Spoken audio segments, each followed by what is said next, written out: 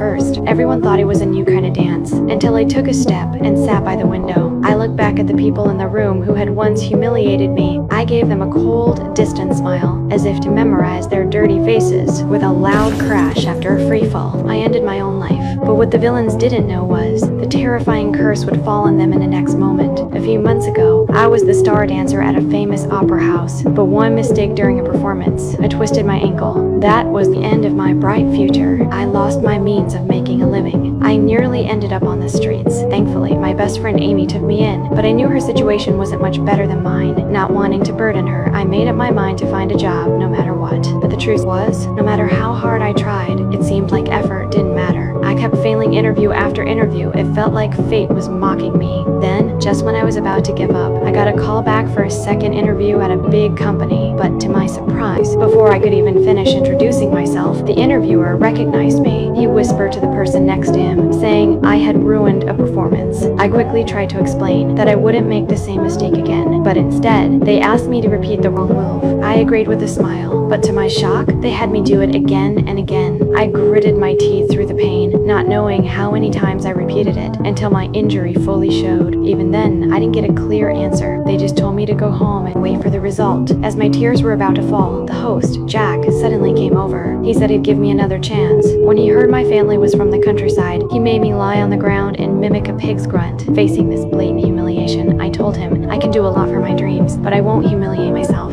Amy saw me suffer again and urged me to go back home and rest, but deep down, I had this stubborn determination. I couldn't give up on this precious opportunity, so I decided to try one more time with Jack. I followed him to his apartment. Just as we arrived at the lobby, a cold wind suddenly blew and my head started spinning. I had no choice but to leave. That's when I met the kind Teddy couple. They saw my condition and helped me upstairs to rest. After I recovered, they even shared food with me. Through our conversation, they learned about my situation. Out of pity, they led me to a luxurious room. They said I could stay there for free until my career picked up again. They assured me that all the rooms belonged to Teddy's family and I could stay without any pressure. I did have doubts about their intentions, but then I thought, what bad intentions could a kind elderly couple have? So I accepted their offer. But what I didn't know was the darkest place lies behind the light.